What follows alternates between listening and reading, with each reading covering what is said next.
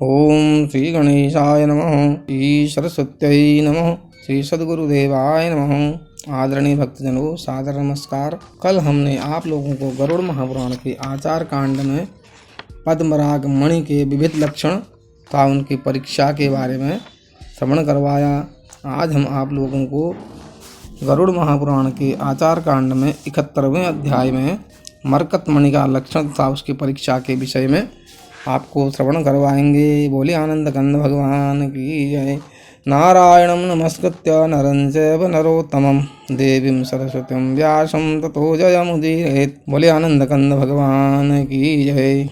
सूत जी ने कहा, सूत जी ऋषियों को सुना रहे हैं और भगवान रुद्र जो हैं उनके पूछने पर भगवान विष्णु उनको श्रवण करवा रहे हैं। सूत जी ने कहा, नागराज वासुकी उस असुरपति बलासुर के पित्त को लेकर अत्यंत वेग से मानो आकाश मार्ग को 2 भागों में विभक्त करते हुए देवलोक को जा रहे थे।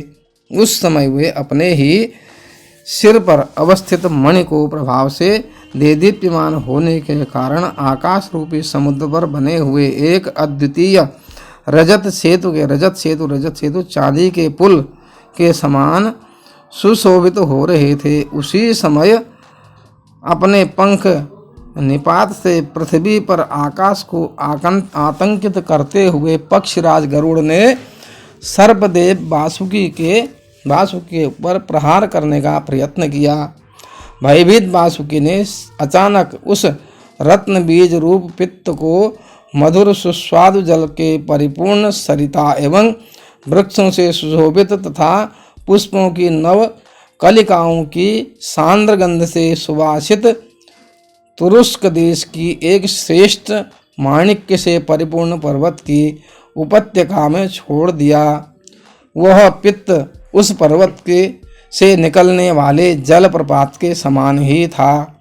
अतः उसी की जलधारा के साथ बहता हुआ वह पित्त भगवती महालक्ष्मी के समीप में स्थित उनके श्रेष्ठ भवन अर्थात समुद्र को प्राप्त करके उसकी तटवर्ती भूमि के समीप मकरत मणियों का खजाना बन गया। बोले आनंद कंद भगवान की जय।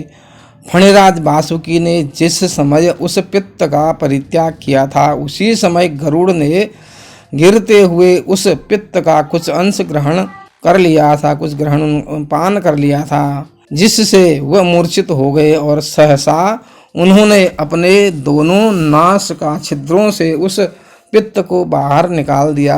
उस स्थान पर प्राप्त होने वाली मकरत मणियां कोमल शुक पक्षी के कंठ, शिरीष पुष्प, खद्योत के पृष्ठ प्रदेश, खद्योत बोलते हैं जुगनू को, उसके पृष्ठ प्रदेश, हरित तृणक्षेत्र, शैवाल, कुम्हार पुष्प, श्वेत कमल, कुम्हार पुष्प श्वेत कमल को बोलते हैं, शैवाल पानी के ऊपर जो काई लगती है, नई निकली हुई घास और सर्पभक्षिणी मयूरी तथा हरित पत्र की कांति से सुशोभित होकर लोगों को कल्याण देने वाली होती है।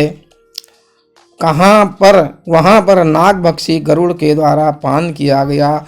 जो दैत्याधिपति बलासुर का पित्त गिरा था, वह स्थान मकरत मणियों का आकार अर्थात खजाना बन गया। वह देश सामान्य जनों के लिए दुर्लभ और गुणयुक्त हो गया। उस मकरत मणियों के देश में जो कुछ भी उत्पन्न होता है वह सब विष व्याधियों को शांत करने वाला कहा गया है। सभी मंत्रों एवं औषधियों से जिस नाग के महाविष के उपचार में सफलता नहीं प्राप्त हो सकती है, वह उस प्रभाव को वहाँ पर उत्पन्न वस्तुओं से शांत किया जा सकता है। वहाँ जो मकरत मणियाँ उत्पन्न होती हैं वे अन्य देशों की मणियों से उत्तम कही जाती है, उनसे उत्तम वह कही जाती हैं। जो मणि अत्यंत हरित वर्ण वाली, कोमल कांति वाली, जटिल मध्यम भाग में सुवर्ण चूर्ण से परिपूर्ण सी, सोने के चूर्ण से परिपूर्ण सी दिखाई देती है, जो अपने स्थान विशेष के गुणों से समन्वित समान कांति वाली, उत्तम तथा सूर्य की किरणों से स्पर्श से अपनी प्रभा के द्वारा सभी स्थानों को आलोकित करती है, हरित भाव को छोड़कर जिसके मध्य भाग में एक सुमज्जुल कांति विद्यमान रहती है और जो अपनी नवोदित प्रभा राशि से नवीन निकले हुए हरित तृण की कांति को तिरस्कृत करती है तथा जो देखने मात्र से ही लोगों के मन को अत्यधिक आह्लादित करने में समर्थ होती है, वह मगरत्मणि बहुत गुणवती मानी जाती है। ऐसा रत्न विद्या विशारद विद्वत जनों का विचार है। वर्ण की अत्यधिक व्यापकता के कारण जिस मकरत्मणि के अंतर्गत अंतर्भाव की निर्मल स्वच्छ किरणों से परिधान के रूप में परिलक्षित होती है, उसकी उज्ज्वल कांति घनीभूत स्निग्ध विशुद्ध कोमल मयूर कंठ की आभा के समान शोभा को प्राप्त करती है तथा अपने वर्ण की उज्ज्वल कांति की सांद्रता से एकाकार होकर सुशोभित रहती है। ऐसी मकरत्मणि भी उसी गुण संपन्न मणि की संज्ञा को प्राप्त करती है जिसका उल्लेख पहले किया जा चुका है।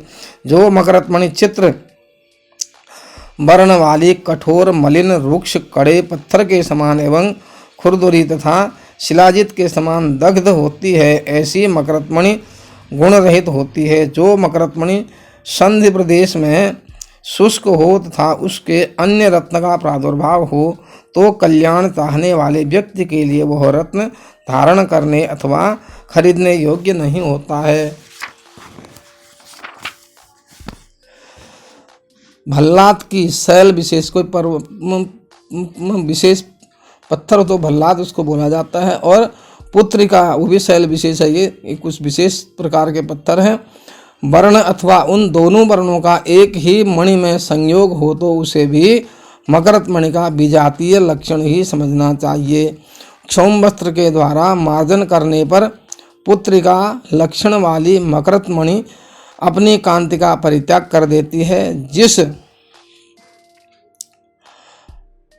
प्रकार कांच में लघुता होती है उसी प्रकार उसकी लघुता के द्वारा ही उसमें अवस्थित विजातीय भावना को पहचाना जा सकता है। अनेक प्रकार के रूप या गुण अथवा वर्ण के द्वारा मकरत्मणि का अनुगमन करने वाली मणियाँ भल्लाद की शब्द ध्वनि से विपरीत वर्ण को प्राप्त हो जाती है। जो हीरे मोती विजातीय होते हैं, यदि वे किसी रत्नौषधि विशेष के लेप्य पदार्थ से रहित नहीं हैं तो उनके वर्णों की प्रभा ऊर्ध्वगामिनी होती है।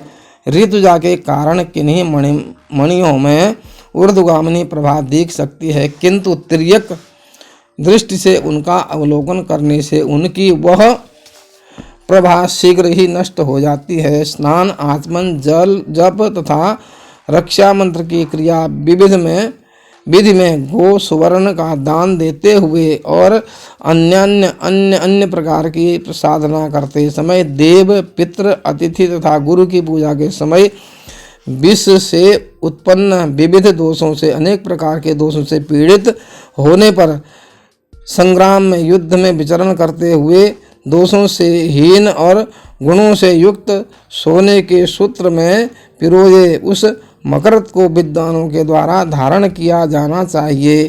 सामान्यतः पद्मराग मणि का तोल के अनुसार जो मूल्य होता है उस मूल्य की अपेक्षा सर्वगुण संपन्न मकरत मणि का मूल्य अधिक होता है। जिस प्रकार दोष रहने पर पद्मराग मणियों का मूल्य न्यून हो जाता, कम से कम हो जाता है, उसी प्रकार दोष संपन्न होने पर मकरत मणियों के मूल्य में अत्यधिक न्यूनता आ जाती है। बोले आनंद कंद भगवान की जय।